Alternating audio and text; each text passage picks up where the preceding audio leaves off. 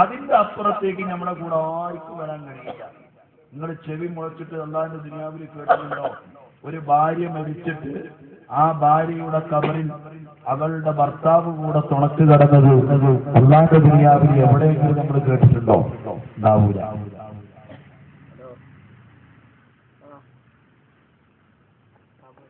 ഉമ്മ മരിച്ചിരിക്കുകയാണ്. ആ ഉമ്മ തീറ്റ് പോറ്റി വളർത്തിയ മക്കൾ കുറേയുണ്ട്, 4-5 മക്കളുണ്ട്. അതാ ഉമ്മയുടെ മയ്യത്ത് കബറടക്കാൻ വേണ്ടി പള്ളിക്കാട്ടിലേക്ക് കൊണ്ടുവന്നപ്പോ ആ മാതാവിനെ ജീവിതത്തിൽ സ്നേഹിക്കുന്ന ഒരു മകൻ ചിന്തിക്കുമോ റബ്ബേ, ഇത് എന്നെ 10 മാസം ഗർഭിച്ചുവെന്ന് മരണത്തിന്റെ വേദന സഹിച്ച് പ്രസവിച്ച ഉമ്മയാണ്. ഈ ഉമ്മാനെ ഈ കാട് പിടിച്ചു കിടക്കുന്ന പള്ളിക്കാട്ടിൽ ഒറ്റക്ക് കൊണ്ടുവന്ന് കടത്താൻ പറ്റൂല റബ്ബേ. അതുകൊണ്ട് ഞാനും എന്റെ ഉമ്മാന്റെ കൂടെ ഉമ്മാക്ക് തുണക്ക് കിടക്കുകയാണ്. അങ്ങനെ കടന്ന ഏതെങ്കിലും ഒരു മകന്റെ കഥ നമ്മൾ കേട്ടിട്ടുണ്ടോ? ഇല്ല. ഒരാൾ ആരെ സ്നേഹിച്ചാലും നമ്മുടെ ഖബറാണ്. അതിന്റെ അപ്പുറത്തേക്ക് അവർക്ക് നമ്മുടെ കൂടെ വരാൻ കഴിയില്ല. എന്നാൽ മുഅ്മിനീങ്ങളെ ഒരു യഥാർത്ഥ സ്നേഹിതനാണെങ്കിൽ ഖബറിലും നമ്മളെ തനിച്ചാക്കാൻ പാടില്ല. ഖബറിൽ നമ്മളെ ഒറ്റക്ക് കിടത്താൻ പാടില്ല. സ്നേഹം ആത്മാർത്ഥമാണെങ്കിൽ ഖബറിൽ കൂടെ നമ്മുടെ കൂടെ വരണം. അങ്ങനത്തെ ഒരു കൂട്ടുകാരൻ അല്ലാഹുവിന്റെ ദുനിയാവിലുണ്ടോ? നമ്മളെന്ന് ആലോചിച്ച് നോക്കാൻ.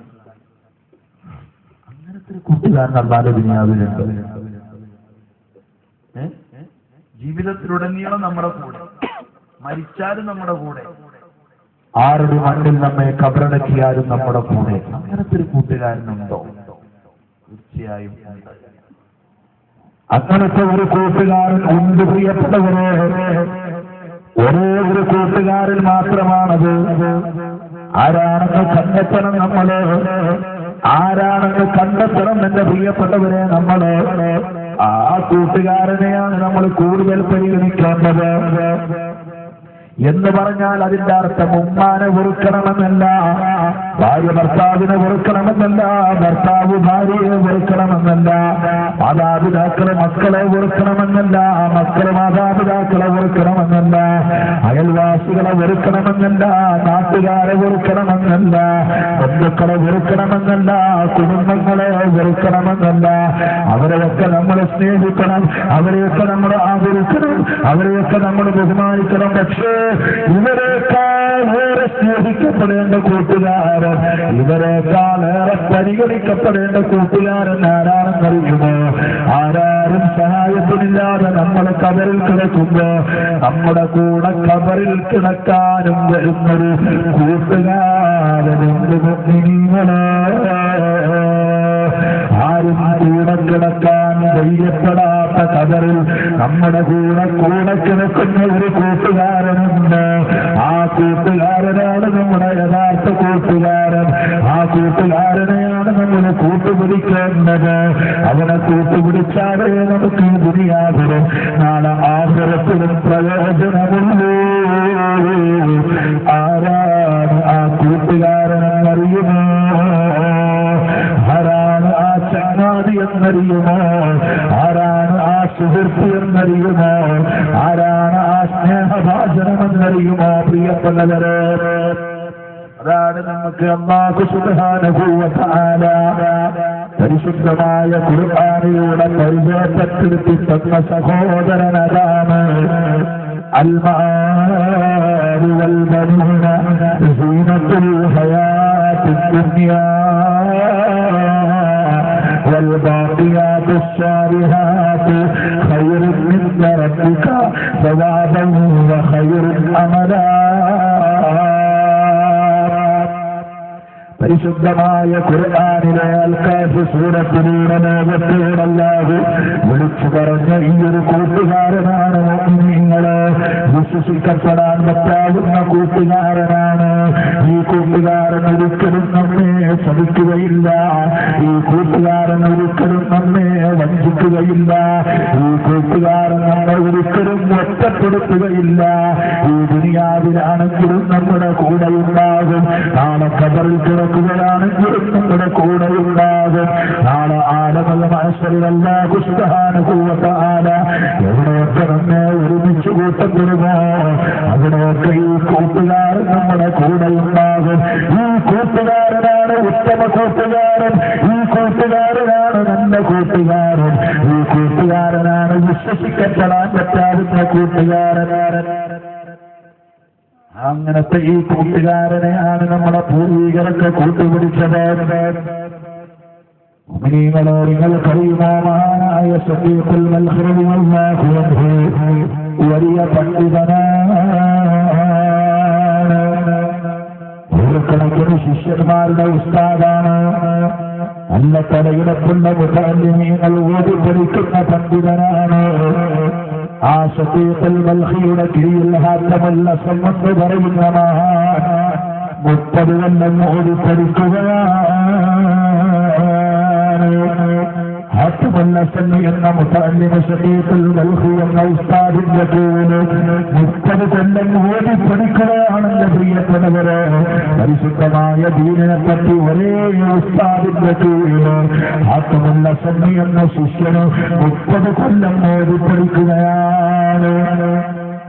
30ാമത്തെ കൊല്ലം ഉസ്താദ് സഫീഖുൽ മൽഖി തന്റെ ശിഷ്യനായ ഹാത്തമുൽ അസ്വദിനെ വിളിച്ചുകൊണ്ട് ചോദിക്കുന്നു, മോനെ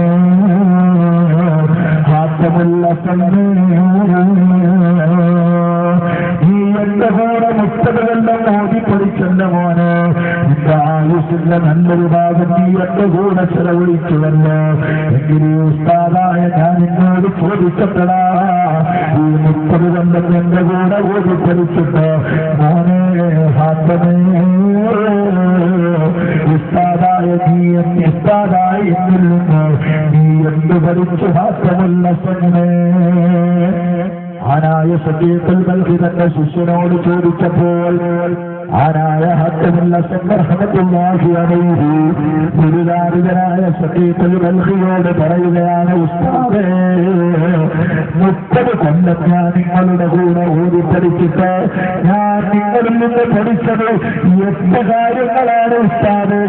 8 കാര്യങ്ങളാണ് 30 കൊല്ലം ഞാൻ നിങ്ങളുടെ കൂടെ ഓതി പഠിച്ചിട്ട് എനിക്ക് പഠിക്കാൻ കഴിഞ്ഞതില്ലെന്ന് ആനായ ഹാത്തമുൽ അസ്വദ് റളിയല്ലാഹു അൻഹു ഗുരുനാഥനായ സഫീഖുൽ മൽഖിയോട് പറയുകയാണ്. സുബ്ഹാനല്ലാഹ്. ഉസ്താദ് കേട്ടപ്പോൾ തലയിൽ കൈ വെച്ച് ദുഃഖിതനായിരിക്കുകയാണ്. 30 കൊല്ലം ഒരു മുതഅല്ലിമ് ഒരു ഉസ്താദിന്റെ കൂടെ പഠിച്ചിട്ട് മോനെ നീ എന്തേ പഠിച്ചു എന്ന് ചോദിച്ചപ്പോ 8 കാര്യങ്ങളാണ് ഉസ്താദേ ഞാൻ നിങ്ങളിൽ നിന്ന് പഠിച്ചത്. ഉസ്താദിന് സങ്കടവും ദുഃഖവും, കാരണം കണ്ണിൽ നിന്ന് ഇങ്ങനെ കണ്ണുനീർ ഒലിക്കാൻ. എന്താണ് റബ്ബേ ഞാൻ ഈ കേൾക്കുന്നത്? എന്റെ കൂടെ 30 കൊല്ലം ഈ കുട്ടി ചെലവഴിച്ചിട്ട് പടച്ചോനെ 8 കാര്യങ്ങൾ മാത്രമാണോ ഈ കുട്ടി എന്നിൽ നിന്ന് സ്വന്തമാക്കിയത്? ഉസ്താദാകെ ദുഃഖിതനാകുകയാണ്. ഉസ്താദാകെ ടെൻഷൻ അടിച്ചിരിക്കുകയാണ്. അന്യരായ സഫീഖുൽ മൽഖി തന്റെ ശിഷ്യനായ ഹാത്തമുൽ അസ്വദിനെ വിളിച്ചുകൊണ്ട് ചോദിക്കുകയാണ്, അല്ലയോ ഹാത്തമുൽ അസ്വദ്, മോനെ 30 കൊല്ലം എന്റെ കൂടെ ഓതി പഠിച്ചിട്ട് 8 കാര്യം മാത്രമാണ് നീ എന്നിൽ നിന്ന് ഗ്രഹിച്ചത് എന്ന് കേട്ടപ്പോ എനിക്ക് വല്ലാത്ത സങ്കടം വരികയാണ്. എനിക്ക് വല്ലാത്ത ദുഃഖം വരുന്നു മോനെ. അതുകൊണ്ട് നീ പഠിച്ച 8 കാര്യങ്ങൾ എന്തൊക്കെയാണെന്ന് എനിക്ക് കേൾക്കാൻ താല്പര്യമുണ്ട് ഹാത്തമേ. നീ ഒന്ന് പറഞ്ഞു തരുമോ? ഹാത്തമുൽ അസ്വദ് എന്ന ശിഷ്യൻ സഫീഖുൽ മൽഖി എന്ന ഉസ്താദിനോട് പറയുകയാണ്, ഉസ്താദേ ഞാൻ നിങ്ങളിൽ നിന്ന് ഓതി പഠിച്ച 8 കാര്യങ്ങളിൽ 1ാമത്തെ കാര്യം ഏതാണെന്ന് അറിയുമോ? ഞാൻ ഈ നശ്വരമായ ദുനിയാവിൽ ജീവിക്കുന്ന മനുഷ്യന്മാരെ പറ്റി ഒന്ന് പഠിച്ചു ഉസ്താദ്. ആ സമയത്ത് ഭൂമി ലോകത്ത് ജീവിക്കുന്ന മനുഷ്യന്മാർ തമ്മിൽ പരസ്പരം അങ്ങോട്ടും ഇങ്ങോട്ടും സ്നേഹത്തിലായി കഴിയുന്നതെനിക്ക് കാണാൻ കഴിഞ്ഞു. മാതാപിതാക്കൾ അവരുടെ മക്കളെ സ്നേഹിക്കുന്നു, മക്കൾ അവരുടെ മാതാപിതാക്കളെ സ്നേഹിക്കുന്നു, ഭാര്യ അവളുടെ ഭർത്താവിനെ സ്നേഹിക്കുകയാണ്, ഭർത്താവ് അവളുടെ ഭാര്യയെ സ്നേഹിക്കുകയാണ്. അതുപോലെ തന്നെ സഹോദരന്മാരും സഹോദരിമാരും തമ്മിൽ പരസ്പരം സ്നേഹത്തിൽ കഴിയുന്നു, സഹപാഠികൾ തമ്മിൽ സ്നേഹിച്ചു കഴിയുന്നു, ഒരു കച്ചവടത്തിലെ പാർട്ണർമാർ തമ്മിൽ പരസ്പരം സ്നേഹത്തിൽ കഴിയുന്നു, അയൽവാസികൾ തമ്മിൽ സ്നേഹത്തിൽ കഴിയുന്നു, ഒരു നാട്ടുകാർ തമ്മിൽ സൗഹാർദ്ദത്തിൽ കഴിയുന്നു. ഇങ്ങനെയൊക്കെയാണ് ഉസ്താദ് ജനങ്ങളെപ്പറ്റി പഠിച്ചപ്പോൾ എനിക്ക് മനസ്സിലായത്. അങ്ങനെ ഞാൻ ഒന്നുകൂടെ കടന്നു ചിന്തിച്ചു, ഈ സ്നേഹിക്കപ്പെടുന്ന മനുഷ്യന്മാരെല്ലാം ഏതുവരെയാണ് ഇവരുടെ കൂടെ ഉണ്ടാകുക എന്ന് ഞാൻ ചിന്തിച്ചപ്പോ ഉസ്താദ് എനിക്ക് കിട്ടിയ മറുപടി എന്താണെന്നറിയുമോ? ഉസ്താദ് എനിക്ക് കിട്ടിയ മറുപടി എന്താണെന്നറിയുമോ? ഈ സ്നേഹിക്കപ്പെടുന്ന മനുഷ്യന്മാരൊക്കെ ഇവരുടെ കൂടെ ഉണ്ടാകുന്നത് ഒന്നുകിൽ അവരൊക്കെ രോഗിയായി കിടക്കുന്നത് വരെയാണ്. അവർ രോഗികളായി ഒരു ഭാഗത്ത് കിടന്നാൽ അവരുടെ കൂടെ നിന്ന് അവർ തിരിഞ്ഞു പോകും ഉസ്താദേ എന്നെനിക്ക് ബോധ്യപ്പെട്ടു. ഇനി അതല്ല, രോഗികളായിട്ടും മനസ്സിന് മാറ്റം സംഭവിച്ചിട്ടില്ല, സ്നേഹബന്ധത്തിനേക്കും കുറവ് വന്നിട്ടില്ല, പരസ്പരം അങ്ങോട്ടും ഇങ്ങോട്ടും ആത്മാർത്ഥമായി സ്നേഹിക്കുന്നുണ്ട്. പിന്നീട് ഇവർക്ക് ഏതുവരെ വരാൻ കഴിയുമെന്ന് ഞാൻ ചിന്തിച്ചു ഉസ്താദേ. ആ സമയത്ത് സ്നേഹിക്കുന്നവർ സ്നേഹിക്കപ്പെടുന്നവരുടെ കൂടെ അവർക്ക് വരാൻ കഴിയുന്നത് അവരുടെ ഖബറിന്റെ സമീപം വരെയാണ്. ഖബറിന്റെ അടുത്ത് വരെ അവർക്ക് വരാൻ കഴിയും.